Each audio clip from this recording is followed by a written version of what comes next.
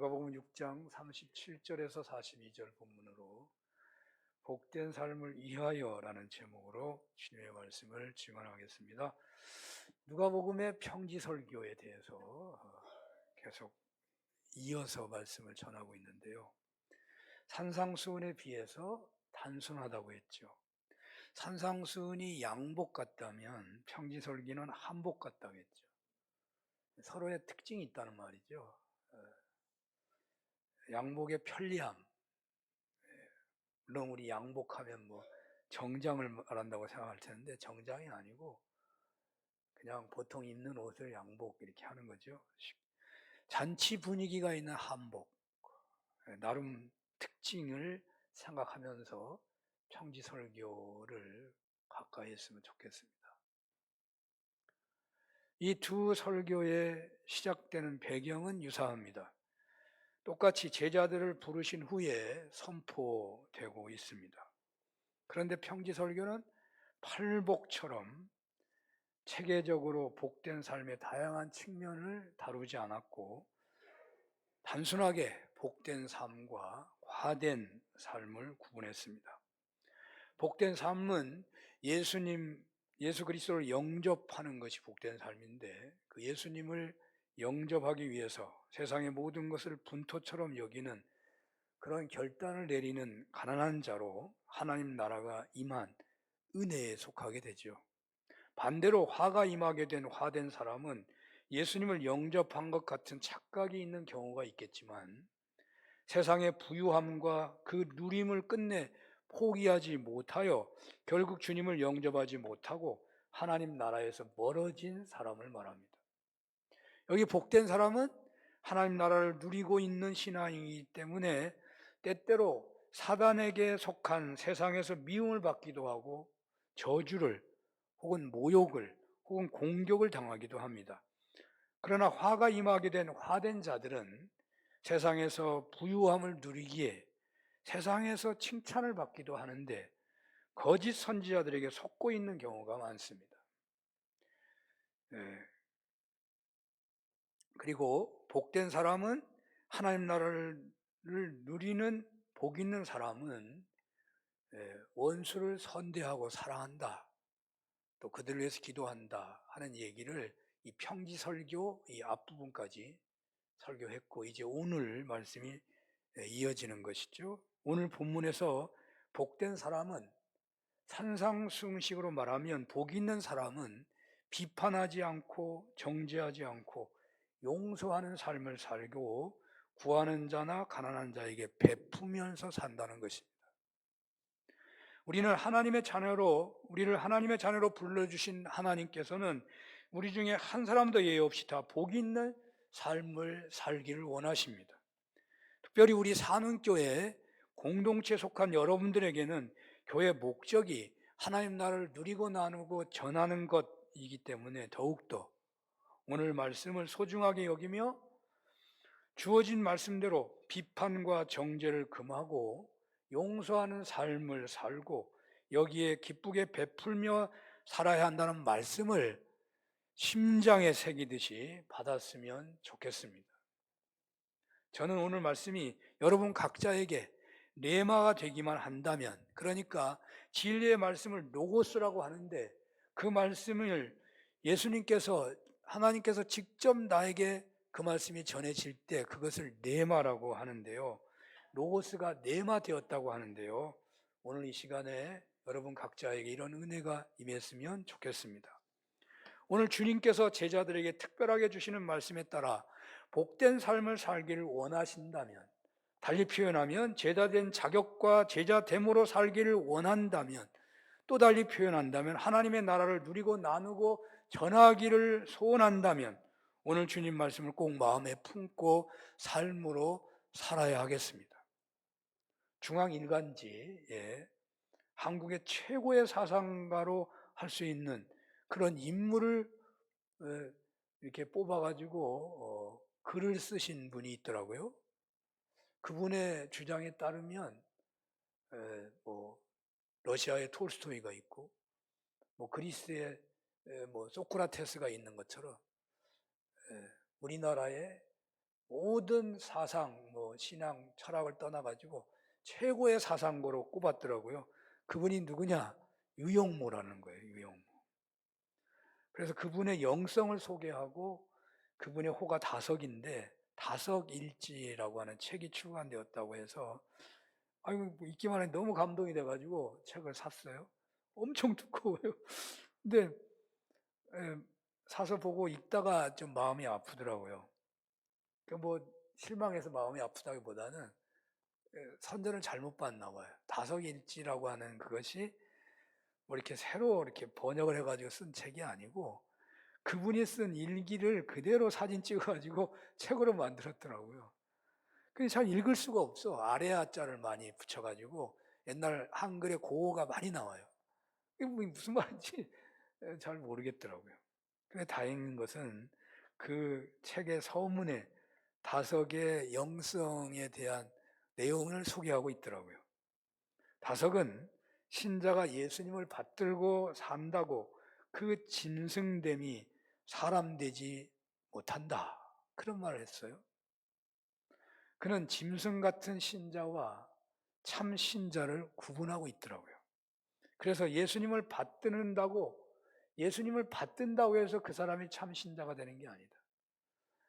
의외로 그 당시에 오늘날도 유사하지만 예수님을 받들기만 하면 난 자동적으로 예수 잘 믿는 사람이라고 생각한다는 것이죠. 받드는 거하고 예수님의 삶을 따라 사는 거하고 다르다는 거죠.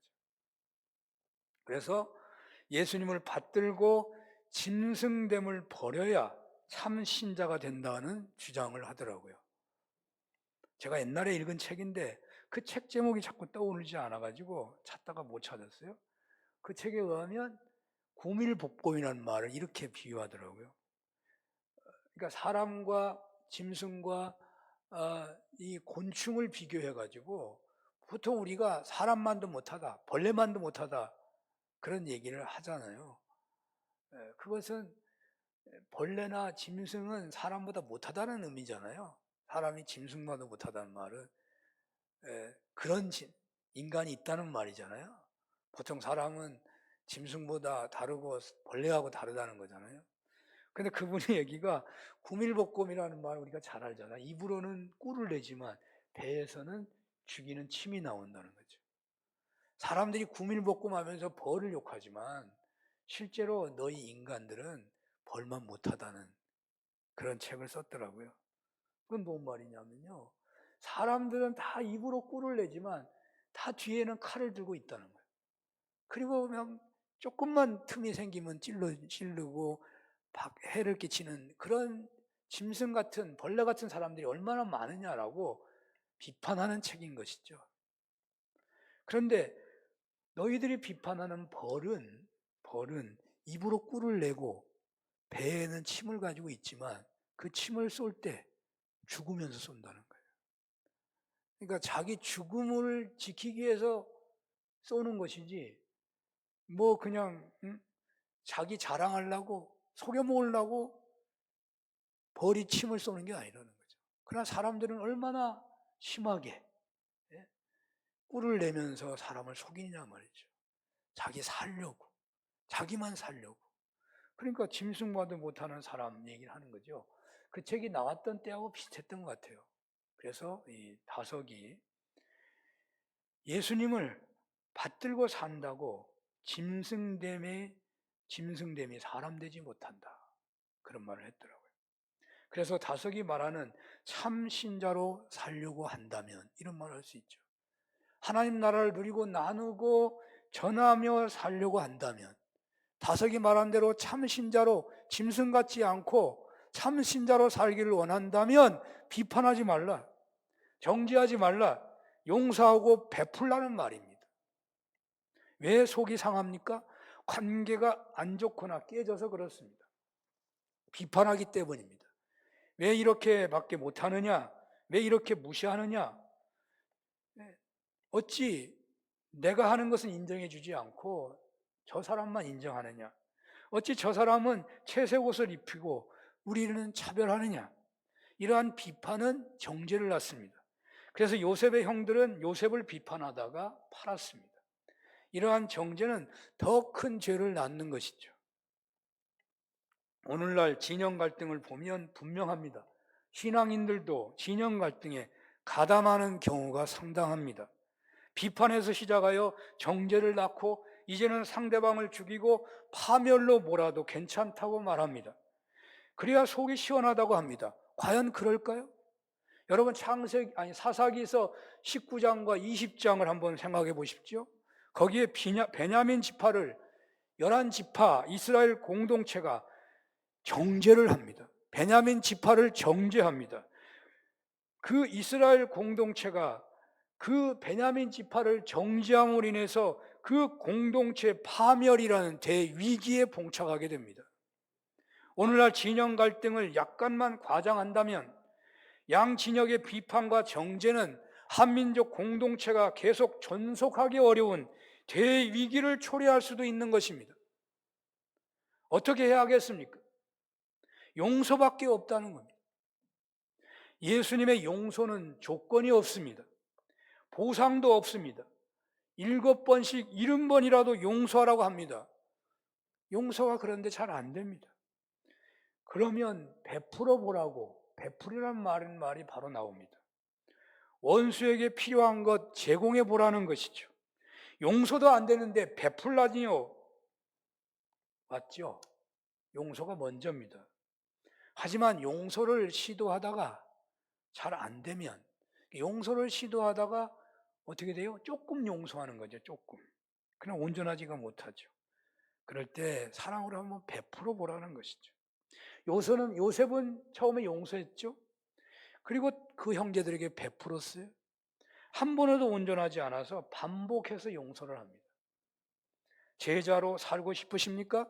짐승처럼 사는 사람들로 가득한 세상에서 성령 충만으로 인도함을 받고 싶으십니까? 예수 믿어 하나님 나라를 맛보았습니까? 그 하나님 나라를 누리고 나누고 전하고 싶으십니까? 참 신자로 살기를 원하십니까? 예수님 높여 받들면서 삶은 짐승처럼 살지 않기를 원하십니까? 비판과 정죄를 멀리하십시오. 양비론이라고 하지 마십시오. 예수님을 따라가는 길입니다. 어느 편도 서지 말라는 말입니다. 그렇습니다. 예수님 편만 서라는 것입니다. 아니 목사님, 그러면 세상을 숫자가 많거나 힘이 센 사람 움직이면 어떻게 하려고 그러십니까? 정확하게 말하기 어렵지만 세상에도 법이 있습니다. 민주주의적인 제도가 있습니다. 너무 급하게 조급하게 여길 것이 아닙니다. 선거라는 제도도 있습니다. 보이지 않는 하나님의 개입이 있고 말씀의 법이 있습니다. 그것을 우선적으로 따라야 합니다. 물론 혁명적 상황이 되어버리면 좌우간에 결단을 내려야 할지도 모릅니다. 하지만 언제나 비판과 정죄에 끌려가는 것은 주님의 뜻이 아닙니다. 용서하고 베풀라고 말씀하십니다. 비판의 안경과 정죄의 안경을 벗어야 합니다. 모든 것을 비판해서 시작하는 시대가 되어버렸습니다. 그러다가 정죄하는 시대가 되었습니다. 예수님 때도 그러했습니다. 바리새인들, 사두개인들, 젤롯당들, SNF파가 다 그러했습니다. 율법의 해석과 적용을 놓고 그렇게 비판하고 정죄했습니다. 먹고 살기 힘들 때는 생업에 집중했습니다. 조금 나아지자 누가 힘 있나 힘자랑하고 다툼이 생기고 순전히 비판과 정죄가 판치는 세상이 되어버립니다. 그런 세상에 결코 하나님 나라는 없습니다. 안 믿는 사람이 없어도 상관없는데 믿는 사람이 하나님 나라를 뺏기면 안 되잖아요. 하지만 복음 전하는 것이 불가능하지는 않습니다. 주님께서 바로 비판과 정죄가 판을 치는 시대에 참 복된 길을 알려주고 계십니다. 바로 그 길에 서기만 한다면, 비판과 정죄의 안경을 벗고 용서와 베품으로 살면 복음의 길이 열리는 것입니다. 비판과 정죄의 안경을 벗고 용서와 사랑의 베품이라는 안경을 써야 합니다. 그리하여 상대방을 볼 때마다 비판으로 정죄로 보는 것이 아니고 용서를, 무엇을 용서할까라고 보는 겁니다. 상대를 볼 때 비판과 정죄의 안경을 쓰면 무엇을 비판할까, 무엇을 정죄할까 찾고 있는데 용서의 안경을 쓰면 어떻게 돼요? 무엇을 용서할까 본다고요. 무엇을 용서할까? 무엇을 베풀어 줄까 하고 본다는 거예요. 그 사람과의 관계에서 어떻게 하면 하나님 나라를 누리고 나누고 전할까라는 은혜가 있으시기를 간절히 바랍니다. 이것이 본문에 나타난 예수님의 뜻입니다. 믿는 사람과 안 믿는 사람을 무엇으로 구분하겠습니까? 비판하고 정죄하고 사느냐, 용서하고 사랑을 베풀며 사느냐가 가장 중요한 차이가 아닐까요? 그러므로 용서하고 사랑으로 베풀고 산다는 것이 얼마나 중요한 말씀인지 모릅니다. 여러분, 선악과 사건을 아실 것입니다. 선악과를 따먹은 것이 어찌 그렇게 심각한 죄가 될 수 있는 것이겠습니까? 하나님의 경고에 불순종했기 때문입니까? 물론 불순종했기 때문이죠. 그런데 여러분이나 저나 하나님께 얼마나 많은 불순종의 죄를 짓고 살아가고 있습니까? 그런데 선악과를 딴 불순종은 인류가 영원히 하나님께로부터 추방당하는 심판의 죄라는 것입니다. 왜 그렇게 선악과를 딴 죄가 심각한 것이겠습니까? 그것은 피조물인 사람이 하나님의 영역인 선과 악을 자기 마음대로 판단하고 결정하고 정죄하고 결국 죽이기까지 하게 되는 그런 길을 열어버렸기 때문에 심각한 죄가 되었다고들 주장합니다. 그렇습니다. 선과 악을 사람들이 정하는 것이 비판일 것입니다. 비판이 더 진행되다 보면 정죄로 나아가고 더 나아가면 생명을 해치기까지 하는 것입니다. 한 영혼이 천하보다도 귀하다고 하는데 그 영혼을 우리가 죽일 수 있습니까? 선악에 대한 판단은 사람에게 있는 것이 아니고 창조주 하나님께 있는 것입니다. 이 근본적인 문제는 예수님이 오시기까지 온전한 해결책이 없었습니다. 예수님이 오셔서 모든 죄를 사하시는, 무조건적으로 모든 죄를 사하시는 대속의 십자가를 지시고 부활하심으로써 비판과 정죄를 해결하는 사랑과 용서를 베푸신 것이죠. 사랑과 용서가 능력 있게 되었습니다. 사랑으로 용서하고 사랑으로 베푸는 삶에서만 진정 선악의 문제가 해결될 수 있다는 것입니다. 예수님의 십자가의 사랑을 받은 사람만이 진정 용서가 가능하고 베품이 가능하다는 것입니다. 그런데 말입니다. 화된 길을 가지 마시고 복된 길을 가라고 그렇게 말씀을 드려도 왜 사람들은 화된 길을 더 좋아하는 듯이 그 길에 서는 경우가 많은 것일까요?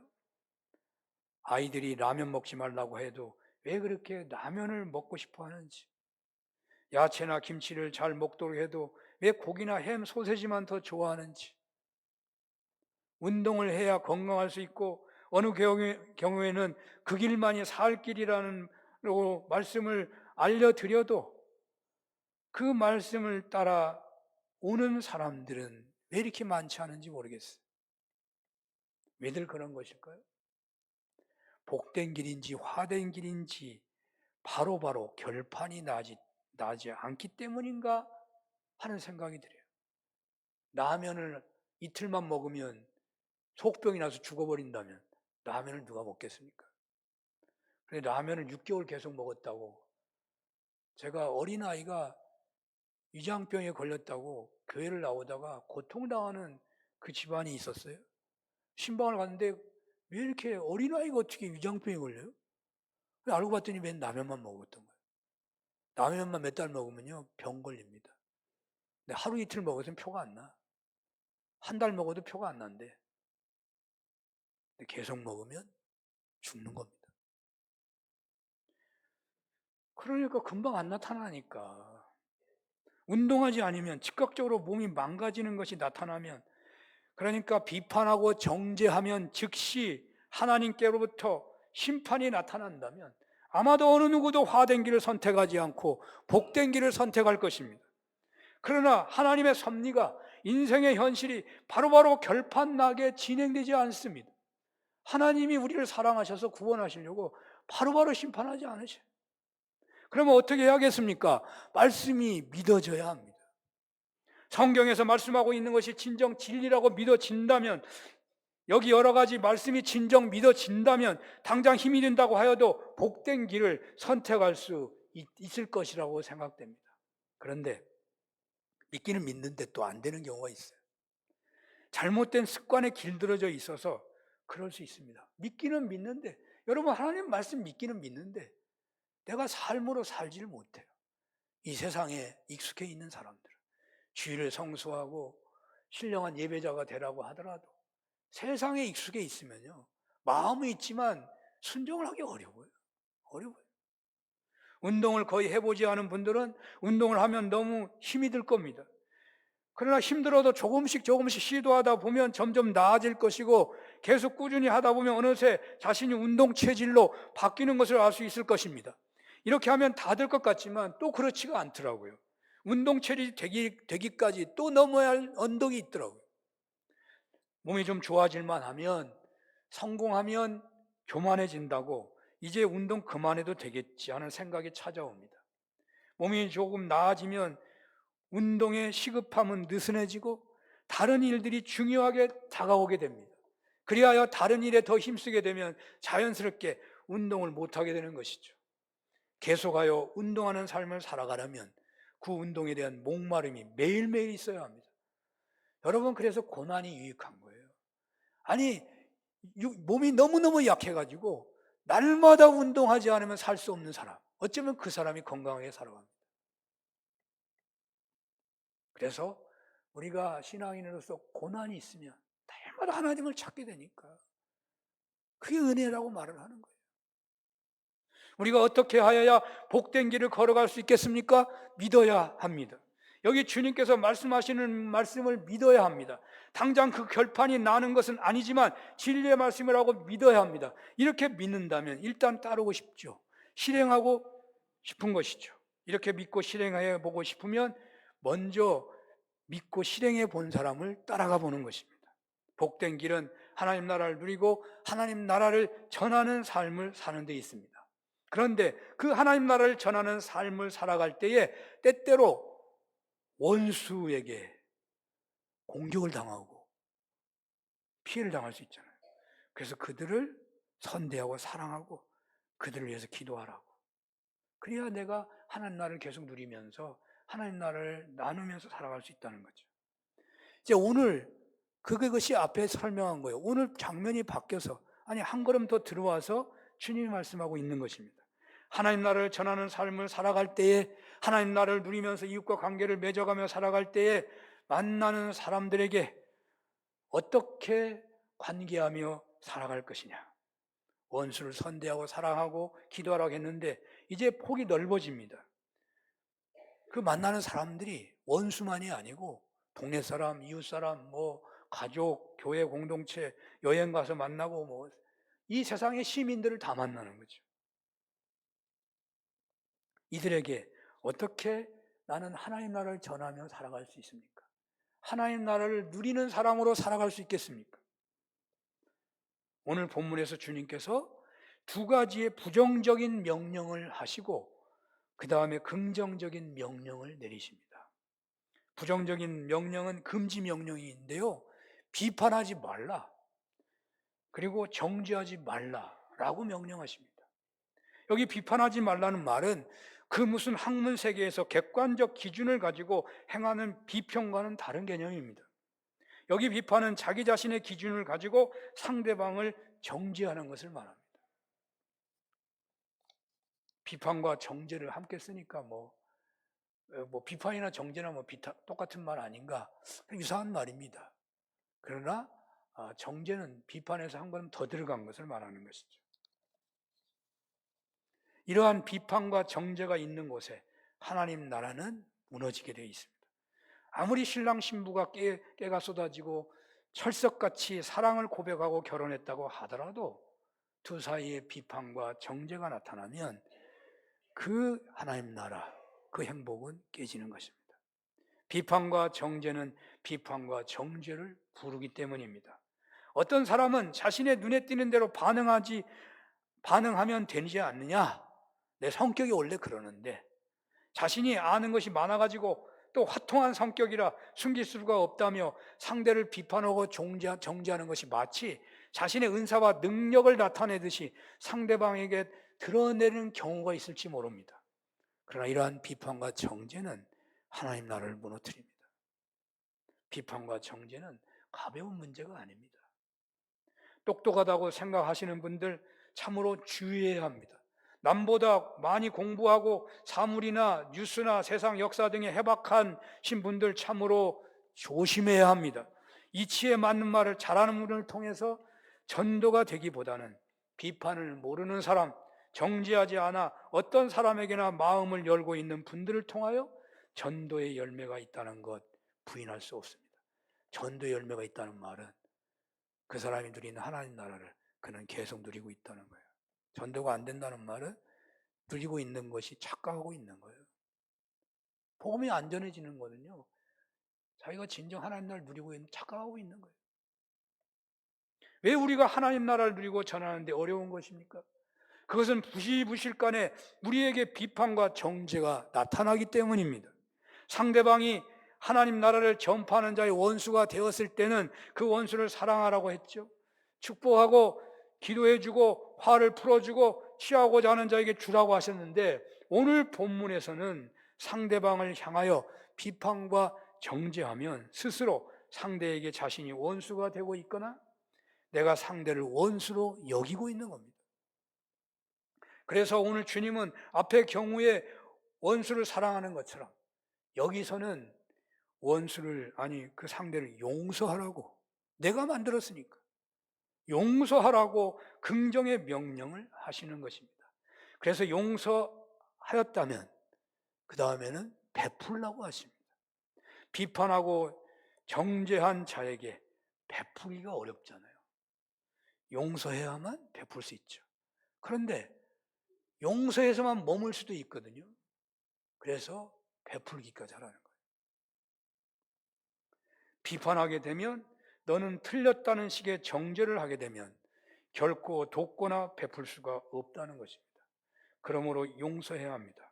그리고 베풀어야 합니다. 그리하여 하나님의 나라를 누리고 복음을 전하시는 은혜가 있으시기를 축원합니다. 마지막으로 주님께서는 비판과 정죄를 하지 않아야 할 중요한 이유를 또 덧붙이고 계십니다. 물론 이 뒤에 붙어있는 이 이야기가 다른 의미로 해석되고 설교될 수 있습니다. 그러나 저는 묵상하면서 아까 말씀드린 것처럼 이 평지 설교는 산상수훈과고 다른 논조라고 저는 보고 있습니다. 그래서 한 꾸러미로 보고 싶은 것입니다. 한복으로 보는 거예요. 자, 오늘 본문 39절에서 41절을 볼까요? 다 같이 한번 읽어보겠습니다. 시작. 또 비유로 말씀하시되 맹인이 맹인을 인도할 수 있느냐? 둘이 다 구덩이에 빠지지 아니하겠느냐? 제자가 그 선생보다 높지 못하나 무릇 온전하게 된 자는 그 선생과 같으리라. 어찌하여 형제의 눈 속에 있는 티는 보고 내 눈 속에 있는 들보는 깨닫지 못하느냐? 비판과 정죄는 하나님의 나라를 누리지 못하게 하고 복음을 전하고자 하는 마음조차도 다 빼앗아 버리기 때문에 화된 인생이 됩니다. 그래서 비판하지 말아야 하고 정죄하지 말아야 됩니다. 그리고 또 주님께서는 비판하지 않아야 하고 정죄하지 않아야 할 이유를 또 설명하고 있습니다. 우리가 하나님 나라를 누려야만 하거든요. 하나님이 왜 우리를 불렀습니까? 하나님 나라 누리라고 부른 겁니다. 아니 무슨 그런 말이에요. 구원받으라고. 여러분 구원받은 표가 뭔지 아십니까? 하나님 나라를 누리는 겁니다. 하나님 나라를 누리는 게 목적입니다. 하나님 나라를 누렸으면 그 하나님 나라는 전해지게 되어 있습니다. 하나님 나라가 전해지지 않고 있다면 내가 누리는 하나님 나라가 거짓일 수 있다고 말해요. 그러니 이 말씀이 너무너무 중요한 겁니다. 하나님 나라를 우리 누려야 합니다. 천국을 누려야 합니다. 누리다가 천국 가야 합니다. 하나님 나라를 누려야 되는데, 그래서 주님께서 원수조차도 사랑하라고 그러는 거예요. 그러지 않으면 하나님 나라를 못 누리니까, 하나님 나라가 안 전해지니까. 근데 거기서 한 걸음 더 나가서 비판하지 말고 정죄하지 말라고 해요. 왜? 하나님 나라를 누려야 하니까. 그것은 비판과 정죄가 뭐냐? 맹인이 맹인을 인도하는 것과 같다는 거예요. 우리가 비판과 정죄를 통해서 하나님 나라로 이끌어갈 수 있겠습니까? 과연 우리가 비판이 얼마나 예수님하고 똑같다면 비판과 정죄를 해가지고 죽어가는 자를 살릴 수 있겠습니까? 너희 죄 없는 자가 돌을 들어 치라고 그래. 예수님도 정죄를 안 해요. 잡혀온 가늠한 여자 현장에서 잡혔는데 예수님도 정죄를 안 해요. 죄 없는 자 돌을 들어 치라고 그러잖아요. 맹인이 맹인을 인도할 수 없다고 말이에요. 우리의 비판과 정죄는요, 맹인이 맹인을 인도하는 거예요. 우리가 어떻게 하나님을 대신합니까? 그 다음에 제자가 스승보다 높지 못하고 온전하지 못하고 하고 있어요. 우리가 스승 역할을 한다고 하더라도, 아니 내가 잘 배워가지고 난 스승 되었어라고 한다 하더라도 한계가 분명하다는 거예요. 그 다음에 형제의 눈 속에 티는 보면서 너 자신의 눈 속에 들보를 보지 못하느냐라고 말하고 있습니다. 비판과 정죄가 다른 사람의 티만 보려고 하고 있다고 말이에요. 맹인의 비유, 제자와 선생의 비유, 티와 들보의 비유를 통해서 주님께서는 인간이 누구나 갖고 있는 약점과 한계를 남에게서만 찾으려는 모순된 태도가 바로 남의 눈에서 티를 찾게 되는 것이고, 제자와 스승의 비유에서는 인간이 남을 지도하는 수준에는 한계가 있음을 밝히고 있고, 맹인의 비유는 인간은 누구나 절대적 이치에서 남을 인도할 수 없는, 구원의 길로 이끌 수 없는 연약한 존재라는 것을 밝히면서 비판하지 말고 정죄하지 말라고 명령하고 있는 것입니다. 우리는 누구나 선악에 대한 분별력을 가지고 올바른 삶을 살아야 하지만 심판과 정죄는 오직 하나님의 주권에 속한 것입니다. 로마서 2장 1절에서 2절을 한번 볼까요? 다 같이 읽어보겠습니다. 시작. 그러므로 남을 판단하는 사람아, 누구를 막론하고 네가 핑계하지 못할 것은 남을 판단하는 것으로 네가 너를 정죄함이니 판단하는 네가 같은 일을 행함이니라. 이런 일을 행하는 자에게 하나님의 심판이 진리대로 되는 줄 우리가 아노라. 비판하지 않고 정죄하지 않고 용서하고 베푸는 사람이 만약 두세 명만 모여 있어도 그것은 하나님 나라입니다. 그것이 천국입니다. 그 자리에 어떤 사람이 들어와도 그 천국의 은혜에 굳은 마음이, 상처받은 마음이 녹고 회개하며 새롭게 되고 병이 치료되고 상처가 회복되고 문제가 해결되는 것입니다. 저는 그런 교회의 간증을 수도 없이 들었습니다. 물론 그런 교회가 많다는 게 아니라 그런 교회가 있어요. 저 예산에 있다고 그러더라고요. 용서하고 베풀기만 하고 비판과 정죄가 없는 그런 공동체 사람이 들어오면 사람이 변한다니까요. 병이 치료된다니까요. 문제가 해결된다니까요. 합심된 기도에 하나님 응답이 있는 겁니다.